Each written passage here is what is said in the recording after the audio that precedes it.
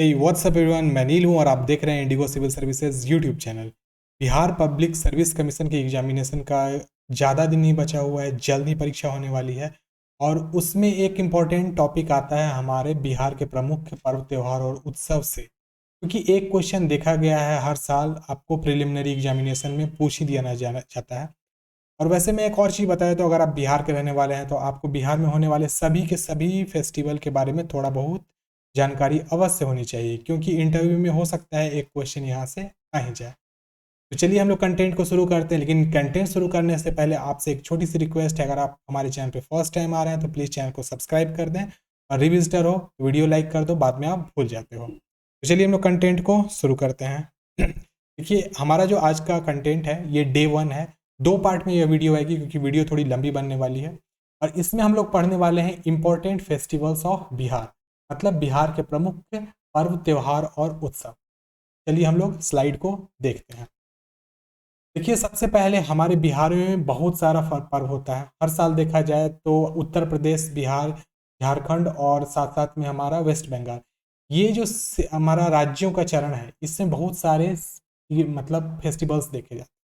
और इस फेस्टिवल में देखा जाए, जो हम बिहारी हैं, हम बिहारियों के लिए ये जो आप सामने में देख रहे हैं मेला पर्व, ये सब यहाँ पर मैं आपके लिए ले आया हूँ। और आशा करते हैं आपको ये वीडियो बहुत ही इन्फॉर्मेटिव लगेगी, और इसमें आपका कोई भी अगर मिसअंडरस्टैंडिंग होगी किसी भी त्यौहार को लेकर के, किसी भी मेला को लेकर के, तो आपको ये यहाँ पर आज की वीडियो में 100% क्लियर हो जाएगा। तो हम लोग देखते हैं बिहार में कौन कौन सा फेस्टिवल है। आप देख सकते हैं हमारे यहाँ 1 से लेकर के 20 तक है। सबसे पहला हमारा छठ पूजा है, रामनवमी है, सामा चकेवा, मधुश्रावणी, हरितालिका तीज, चौरचन महोत्सव, वट सावित्री पूजा, जितिया पर्व, जीवित पुत्रिका जिसको भी कहा जाता है, बिहुला, जोर शीतल, सरस्वती पूजा, बुद्ध जयंती, राजगीर महोत्सव, वैशाली महोत्सव, करम महोत्सव, श्रावणी मेला, सोनपुर पशु मेला, मकर संक्रांति मेला, पितृपक्ष मेला, मालवास।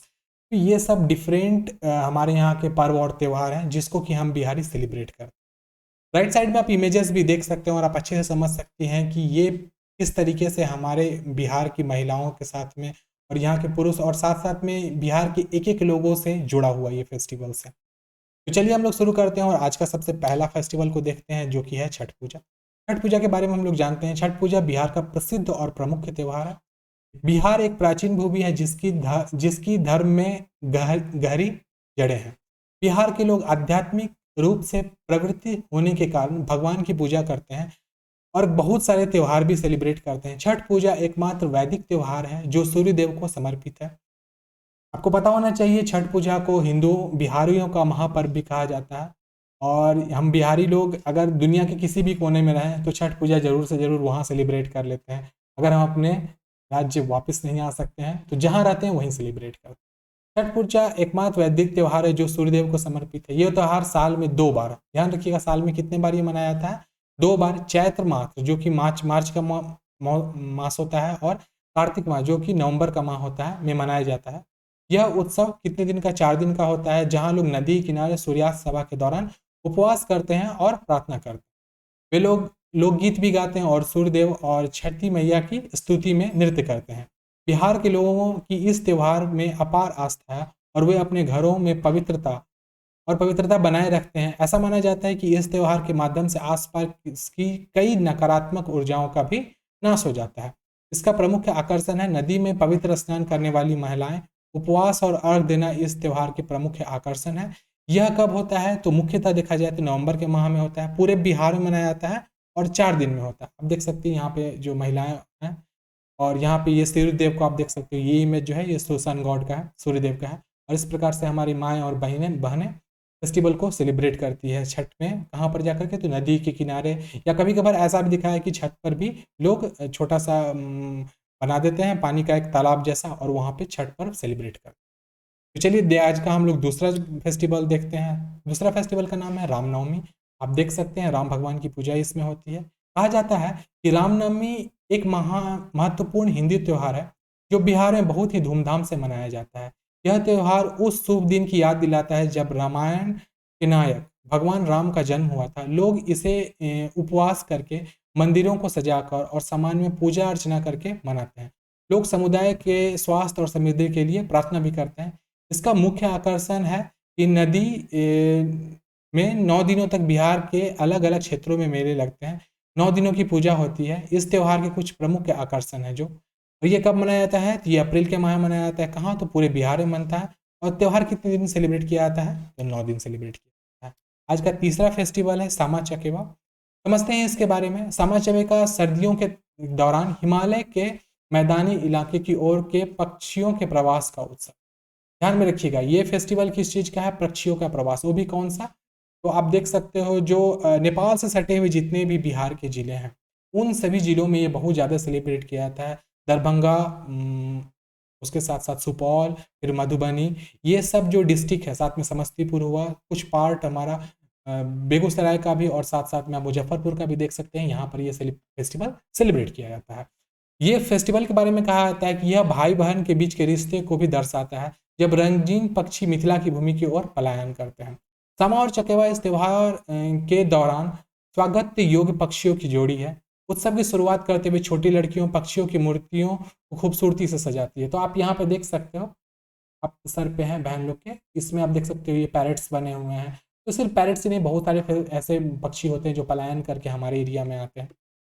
उसके बाद कहा जाता है उत्सव का समापन अगले वर्ष सामा की विदाई के बाद इन पक्षियों की वापसी की इच्छा के साथ होता है। तो पता है कि जब पक्षी आ जाते हैं तो उसके बाद उनका वेलकम होता है। वेलकम होने के बाद जब पक्षी वापस चले जाते हैं तो इस फेस्टिवल का ये जो पर्व है इसका समापन हो जाता है। इसके मुख्य आकर्षण क्या है उनको हम लोग देखते हैं। तो लोग पारंपरिक धुन गाते हैं, कुछ समारोह भी खेलते हैं। अंत में युवा महिलाएं सामा चकेवा की मूर्तियों को नदी में भी डुबा देते हैं, ये आप देख सकते हैं। इस तरीके से जो हमारे बिहार में सामा चकेवा का मतलब मूर्ति बनाया जाता है। आप देख सकते हो इसमें झाड़ू वगैरह रखा हुआ है, अलग अलग प्रकार की मूर्ति है, बताशा वगैरह है, दिया वगैरह जलते रहते हैं। बहुत ही पायस और पवित्र पर्व है हमारे बिहार का। और पूरे का पूरा जो आप देख सकते हो हमारे दरभंगा के आसपास के जितने ज़िले हैं इसमें सेलिब्रेट किया जाता है। कब होता है, तो छठ के टाइम में होता है, मतलब नवंबर के टाइम में। कब मनाया जाता है, तो ये मिथिला के क्षेत्र में, मतलब जो दरभंगा एरिया है वो मिथिला क्षेत्र के अंतर्गत आता है और इसमें ये मनाया जाता है। और ये भी कितने दिन का होता है, एक्चुअली ये 9 दिन तक होता है, क्योंकि ये किसी तरीके से देखा जाए तो छठ, दिवाली और दुर्गा पूजा के समय में होता है, तो लगातार जो चलता है, इसलिए इसे भी हम लोग 9 दिन ही सेलिब्रेट करते हैं।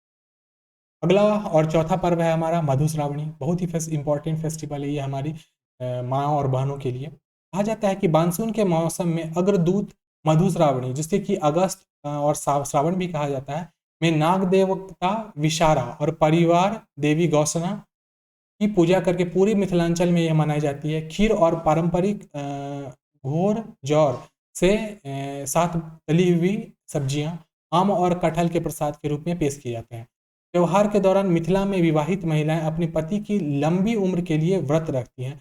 मिथिला में आम के पेड़ और आंगन सुंदर दुल्हन से भर जाते हैं। तो आप देख सकते हो, हाँ ये भी बात सही है। मधुश्रावणी का जो फेस्टिवल होता है ये अगस्त के टाइम में होता है और इसमें देखा जाता है जितनी भी माएँ और बहनें होती हैं वो बहुत ही ज़्यादा सज के, जिस तरीके से वो शादी के टाइम में पूरे जोड़े में सजी रहती हैं, उसी प्रकार से ये मधुश्रावणी के टाइम में भी सजती हैं। और इस प्रकार से वो मतलब बाँस के बने हुए छोटे-छोटे दौड़ी में फूलों को कलेक्ट करती हैं, अलग-अलग जगह जाती हैं, हर एक घर में जाती हैं और वहाँ से फूल कलेक्ट करती हैं। और इससे माना जाता है कि पति की उम्र भी बढ़ती है।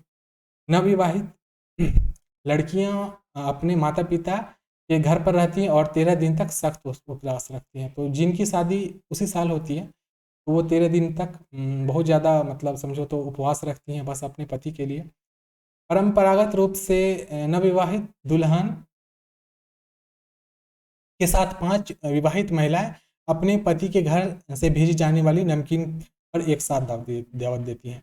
आप इसको भी समझ लीजिएगा, बहुत ही मतलब बेहतरीन फेस्टिवल है एक फीमेल के लिए जो कि हमारे बिहार में रहने वाली हैं। तो उनके लिए कहा जाता है कि जो भी 5 महिलाएं होती हैं उनके पति के घर से, मतलब उनके ससुराल से, मतलब नमकीन वगैरह आता है पूरा बढ़िया से और एक साथ फेस्टिवल में वो लोग सब खाते हैं। बहुत ही अच्छा फील होता है फेस्टिवल के बारे में एक्सप्लेन करते हुए और अपने बिहार के बारे में एक्सप्लेन करते हुए, क्योंकि हमारे बिहार में इस प्रकार का बेहतरीन फेस्टिवल सेलिब्रेट किया जाता है। मुझे नहीं लगता है कि अन्य किसी राज्य में भी इस प्रकार के फेस्टिवल्स होते होंगे। अगर होता है तो प्लीज़ कमेंट में आप ज़रूर लिखिएगा कि इस स्टेट में ऐसे फेस्टिवल्स, इतने खूबसूरत फेस्टिवल्स होते हैं जिसमें इस तरीके से सजा कर डिफरेंट काइंड के फूल को मतलब रखा जाता है और इससे पूजा किया जाता है। बहुत ही अच्छा फील होता है सीरियसली। इसका मुख्य आकर्षण क्या है, तो नवविवाहित लड़कियां अपने पति की लंबी उम्र के लिए व्रत रखती हैं, ये एक फर्स्ट पॉइंट है। आमतौर पर कन्याएं इन दिनों में मायके में रहती हैं। हाँ, तो तुरंत शादी होती है। वैसे भी पता होना चाहिए अगस्त के टाइम का जो होता है ना, अगस्त सितंबर के टाइम होता है, उससे पहले शादी हो जाती है। शादी होता है तो वो जो 1 महीना 2 महीने के बीच का गैप होता है, उसके बाद ये जो महिलाएं होती हैं उनको एक मौका भी मिल जाता है अपने घर जाने का, और उस टाइम में वो अच्छे तरीके से सेलिब्रेट भी कर सकती हैं।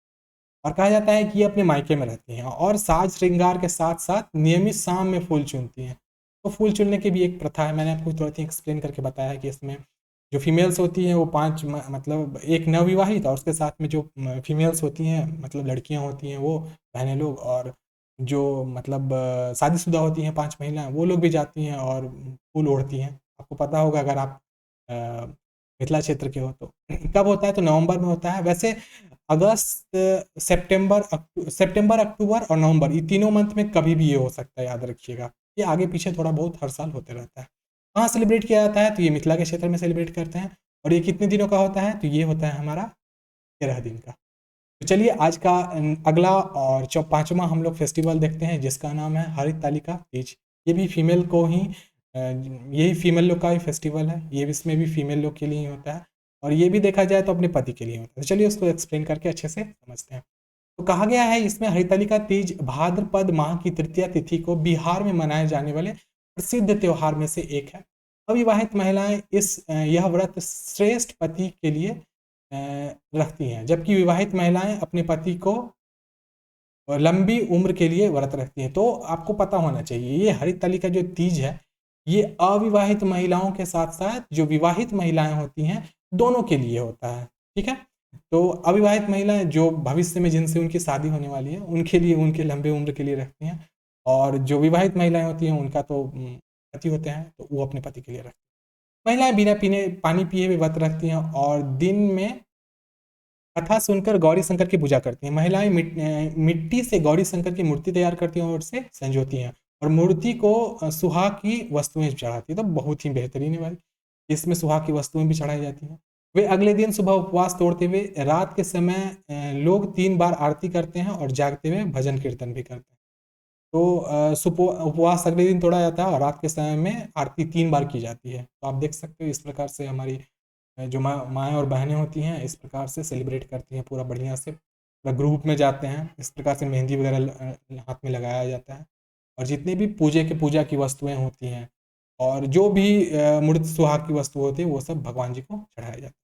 इसके मुख्य आकर्षण क्या है? महिलाएं मिट्टी से गौरी शंकर की मूर्ति बनाती, तो आप देख सकते हो यहाँ पर मूर्ति बनाई हुई है। और लोग रात में भजन कीर्तन भी करते हैं। तो लोग नहीं, लोग कहने का अर्थ यहाँ पर फीमेल्स लोग जो होती है वो।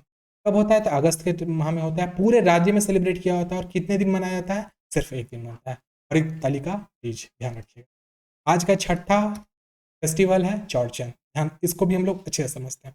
चौड़चन या चौथ चंद्र एक ऐसा त्योहार जिसे मिथिला में चंद्रमा की पूजा उत्साह के साथ की जाती है। मिथिला की संस्कृति सदियों से प्राकृतिक संरक्षण को बढ़ावा देती है।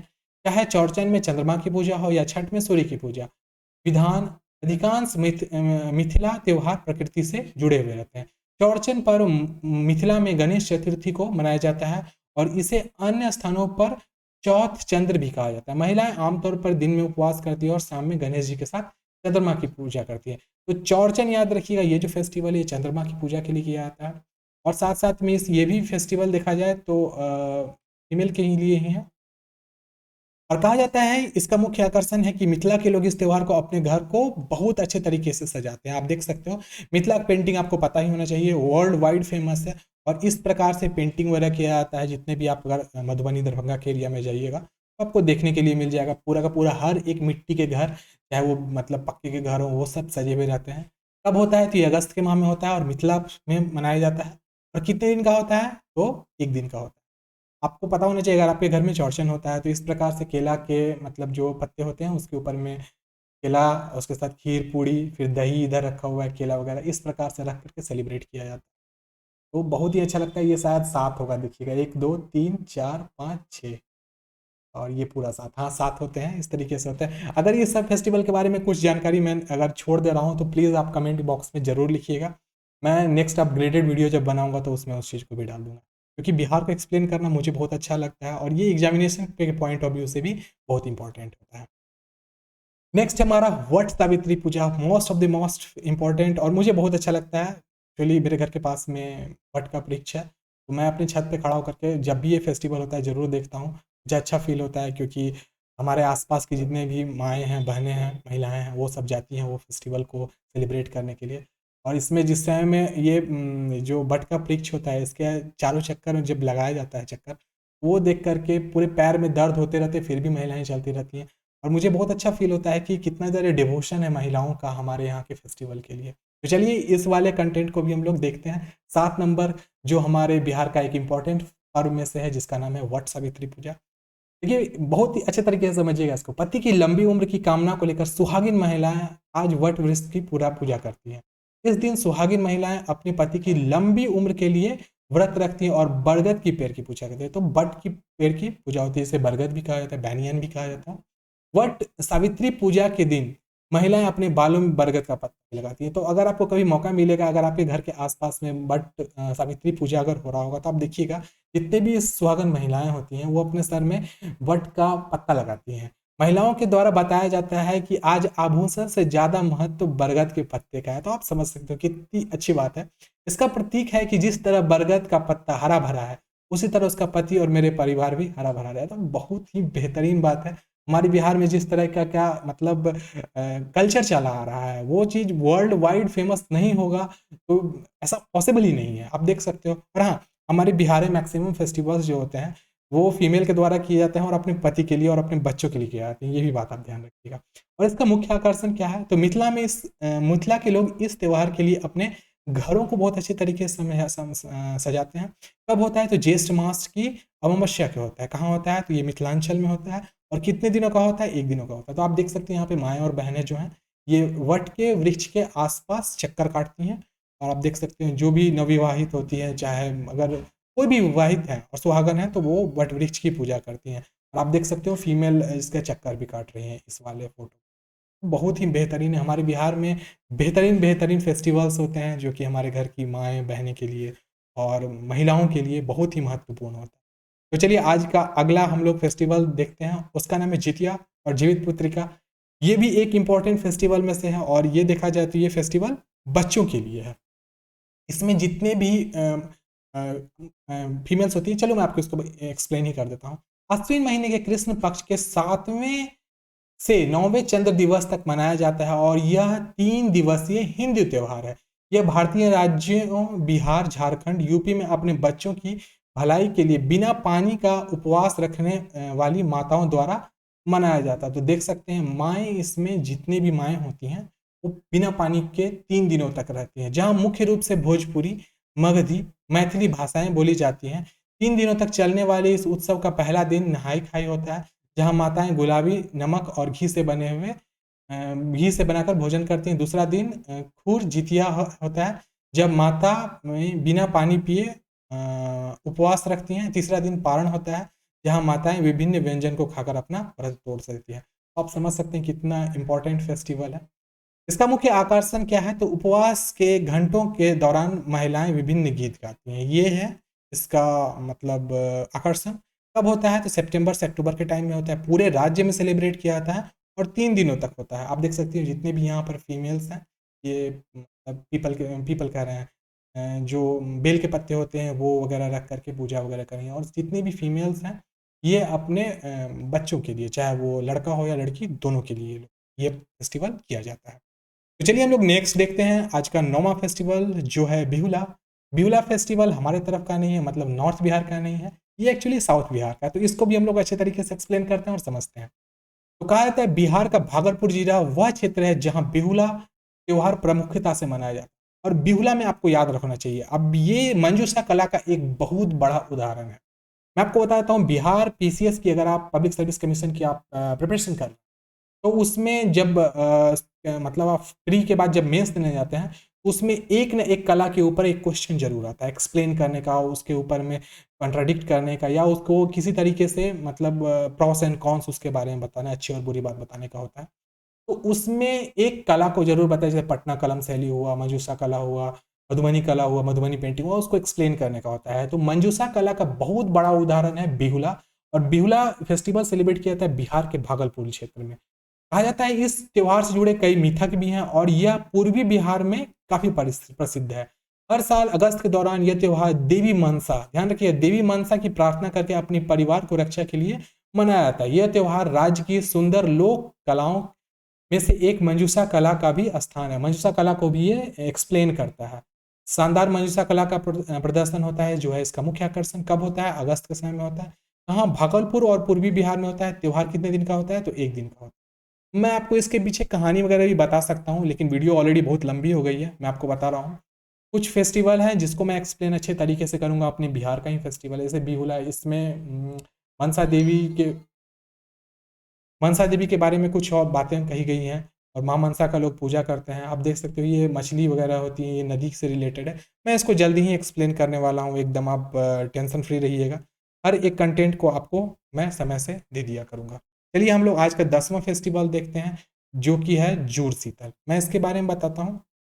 11वां नंबर फेस्टिवल जो जूड़ शीतल है, देखिए आप देख सकते हो, आप इसमें तुलसी की पूजा की जाती है। मैं आपको पहले बता दे रहा हूँ, और इसमें मतलब दिमाग वगैरह ठंडा रहे घर के लोगों का, इसके लिए ये फेस्टिवल है। तो जूड़ शीतल मैथिली नववर्ष के पहले दिन का उत्सव है। मैथिल में का अलग नववर्ष होता है, हिंदू में अलग नववर्ष होता है, मुस्लिम्स में अलग होता है, क्रिश्चियनिटी का अलग नववर्ष होता है। उसी प्रकार से यहाँ पे मैथिली का नववर्ष जो होता है उसमें यह उसके पहले दिन का उत्सव है। यह भारत के मिथिला क्षेत्र में मैथिलियों द्वारा मनाया जाता है, जिसमें निर्णय मेष संक्रांति भी कहा जाता है। इस उत्सव के दौरान मिथिला के लोग चूल्हे रानी या चूल्हे की बहुत ज़्यादा आराम देते हैं और पिछले दिन के लिए तैयार भोजन का सेवन करते हैं। इसके अलावा घर के बुजुर्ग रात भर मिट्टी के बर्तनों में पानी जमा करते हैं और अगले दिन परिवार के सदस्यों के सिर पर पानी छिड़कते हैं। क्षेत्र के लोग पतंगबाजी का आनंद लेते हैं और जलाशय की गाद से होली खेलकर गर्मी को मात देते हैं।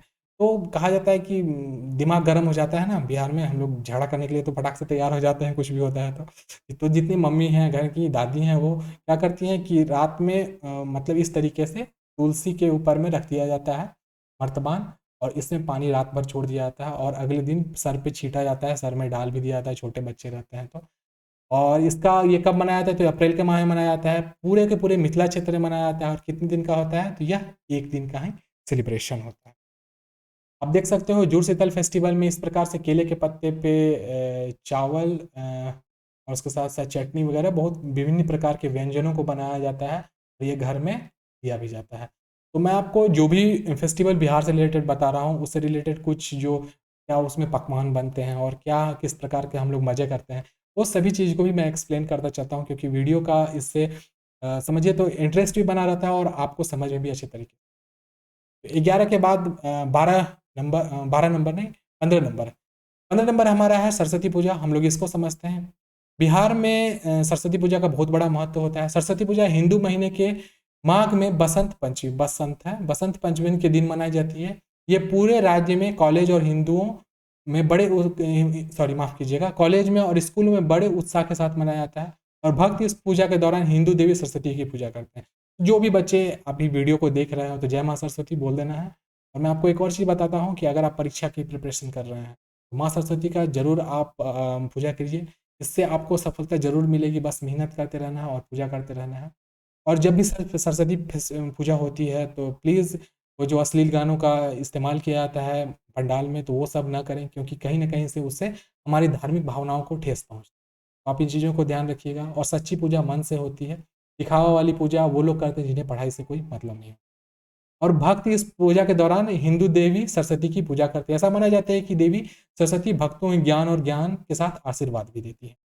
मुख्य आकर्षण क्या है? देवी सरस्वती को पीले फूल और एक साड़ी से सजाया जाता है। कई लोग बच्चों के लिए अक्षर भाषम समारोह का भी आयोजन करते हैं। कब होता है? तो फरवरी के टाइम में होता है पूरे राज्य में, और एक दिन सेलिब्रेट किया जाता है। आप देख सकते हैं यहाँ माँ सरस्वती का यहाँ पर फोटोग्राफ। तो अगला वीडियो जो हमारा आने वाला है बच्चों, वो आएगा डे 2, जो है इंपॉर्टेंट फेस्टिवल ऑफ बिहार से, बिहार के प्रमुख त्योहार और फेस्टिवल। आपसे बता दे रहा हूँ, अगर वीडियो को यहाँ देख गया हो तो यहाँ तक देख गया हो तो शायद वीडियो आपको इन्फॉर्मेटिव लगी हो। जाते जाते चैनल को सब्सक्राइब कर देना और वीडियो को लाइक भी कर देना, क्योंकि उससे कहीं ना कहीं मैं मतलब मेरी कॉन्फिडेंस बढ़ जाती है और मैं आपको अच्छे से अच्छा कंटेंट समय पे ला के देता हूँ। आज के लिए इतना ही। नेक्स्ट डे नए कंटेंट के साथ मिलते हैं। तब तक के लिए bye bye, take care and stay blessed.